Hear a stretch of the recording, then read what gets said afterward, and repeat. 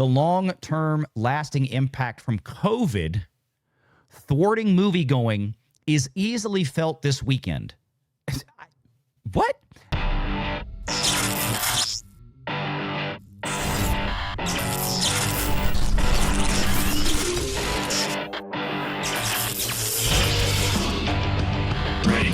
Online.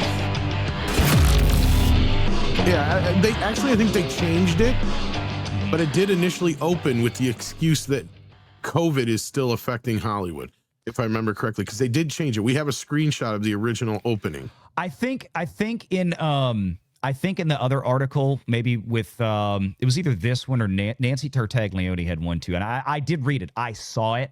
I know what you're talking about. Yeah, this Deadline one specifically, I think they did change the intro though, because the one you have here, I think, because I have the photo evidence of it. Yeah, I thought it was still in here. Tron airs. Yeah. It's in the Saturday AM. This is where it was. This is where I found it. Okay, they bring it in there too. Yeah. But like there was one that was in the intro, and they completely changed the intro. Oh, okay, I didn't see that one. Well, yeah, it originally said something about COVID, and then they changed it. Oh, because there was the MLB this and that going on this weekend. They completely changed the intro between when it first was posted and when we did our video. Because Andre made sure, because this has happened to us so many times, where he'll quote an article. Well, this and is within it. hours they'll change crap. This is so what. So Yeah. for the audience, so y'all understand. So D'Alessandro does his Friday morning update following Thursday previews. He then usually does a Saturday AM or Saturday PM update, and then a Sunday morning update. So what we just came through was the Sunday morning estimate, the final estimate of the weekend.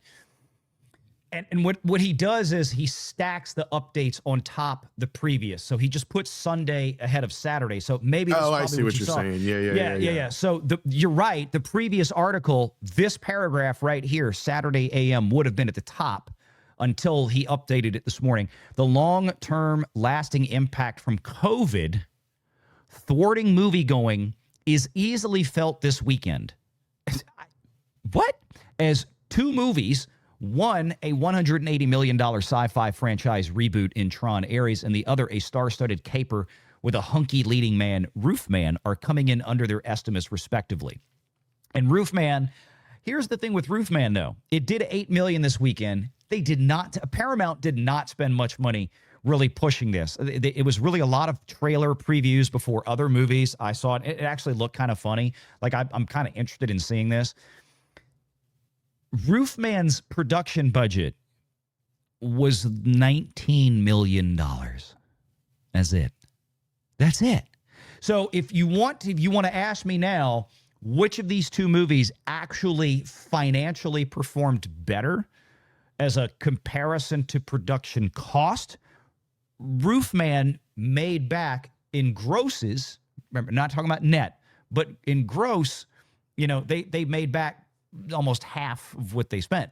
Now again, the $8 million is just domestic. Roofman is the one with was it not Channing Tatum? Who am I thinking of?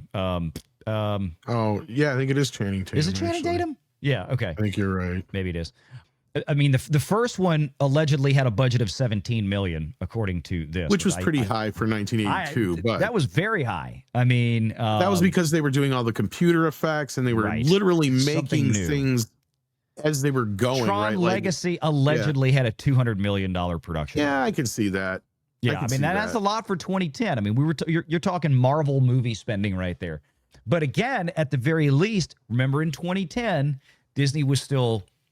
They had very, very strong physical media sales. They had very strong third-party licensing for post-theatrical, broadband or HBO, Showtime, wherever Disney was showing. Well, that was the thing on both ends, right? Like you had the re-release of the original Tron to help Legacy in the theaters. You had the Legacy release on DVD and Blu-ray. It boosted the whole franchise. Yeah, which on the other end helped it out. So like, it is one of those things. I can't. We've talked about this ad nausea with how they've destroyed. Secondary and tertiary markets with this whole streaming kerfuffle, but like at the end of the day, and that's another thing I think a lot of people just stayed away from the theater. There's nothing to get people into the theater to see this movie. Even Andre said the 3D was garbage.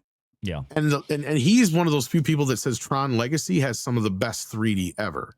And I agree with him. It's one of the best uses of 3D.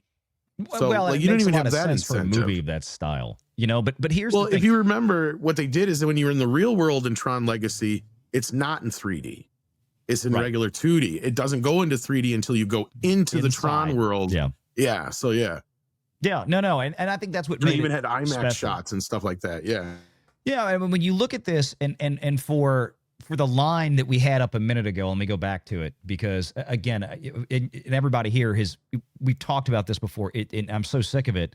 This idea right here, the long-term lasting impact from COVID thwarting movie going is easily felt. Now, look, I want to say this. I don't believe that and D'Alessandro has brought this up before, and we've talked about it every time. I love the work that he does, but then you get comments like this. It's like, look, I don't think that he's sitting there thinking people are still afraid to go to the theater because they're afraid of getting the coof. No, I think what he's trying to say is that COVID, or the fact that theaters were shut down for over a year, still has a lasting impact on people's behavior about going to movies.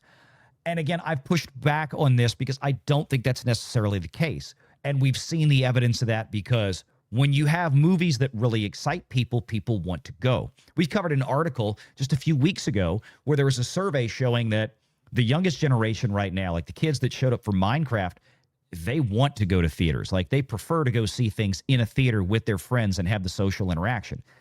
The problem is, the reality is not people's behavior radically changed. It's just that it happens to be around that same time is when Hollywood started pumping out, I mean, an absolute cacophony of trash and crap.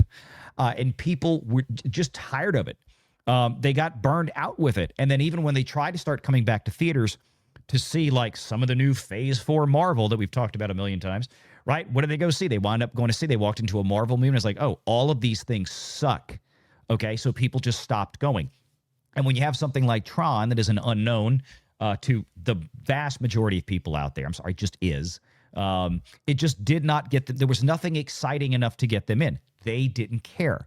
So again, this is not a behavioral change as much as it is Hollywood is just not providing quality product for audiences out there to come in and actually want to pay $18 a ticket to go see something in PLF, or $23 a ticket, or whatever the hell it is on average for an IMAX screening of it. And that's the bottom line. But, and here's my point. Let's go over here because that's why I had this up. This is the international.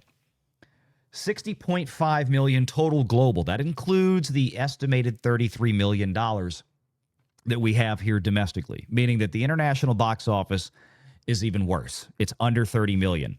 Demon Slayer, however, has now moved into the number 5 biggest movie slot for 2025. So again, you want to tell me that, oh, we've changed people's habits. No, we haven't. When you actually give them something good that they really want to see, people are showing up. Riding in, says Nancy Tartaglione, lower than pre-weekend projections. Disney's Tron Ares cycled to 60.5 million worldwide, including 27 million from the international box.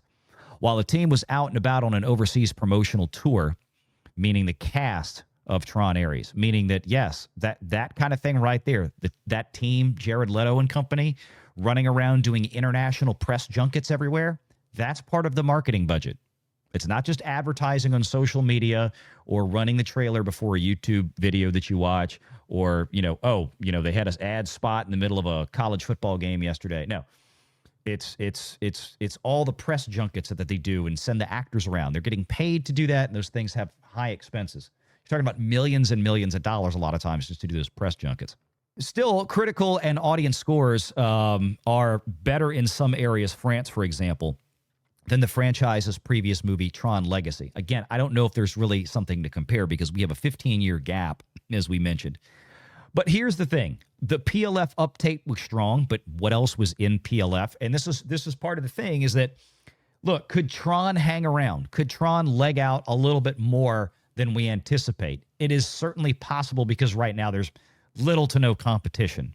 And there's not a whole lot coming in the next few weeks.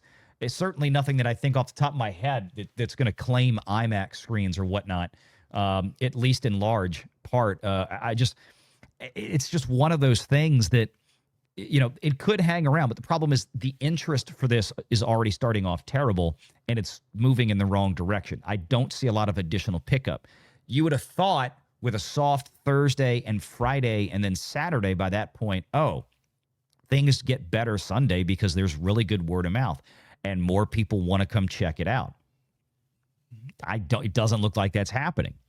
But it gives you some of the international markets here. And look, here's the kicker. And this is to defeat the statement of COVID, blah, blah, blah. Demon Slayer, Kimetsu no Yaiba, The Infinity Castle Part 1, has become the number 5 worldwide grosser of the year at $648 million. Now, I know somebody shared some story the other day that something happened with Demon Slayer numbers because Box Office Mojo updated something or blah, blah, blah, blah. I'm going to trust what Deadline says. Now, remember that Demon Slayer is natively a Japanese film, so maybe part of the problem was how they were doing the currency exchange. I don't know, meaning that, right, when we look at it as, this is how many U.S. dollars it made in the U.S., but what's most important on this movie is what that translates back to in yen.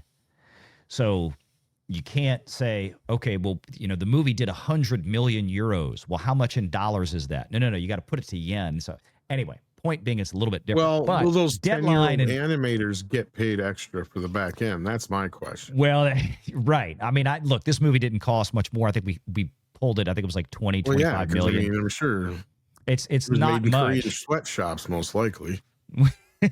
Well, at least Ufotable, I think, is in Tokyo, the animation studios. That doesn't mean crap. They still shop it all out to Korean animators. So they could. Yeah. I was gonna say, Korea is one of the most cheapest animation. That's why everybody sends it off there. Yeah. But look, here's the thing. I'm just fucking around, but I'm just saying. I know. But look, 128 million in the U.S. 128 which is million nothing to sneeze at. Don't get me wrong, but no, that's a good number. But look, think about how many movies that beat this year, especially. Yeah, but domestically, like Superman, I think is one of the biggest movies this year.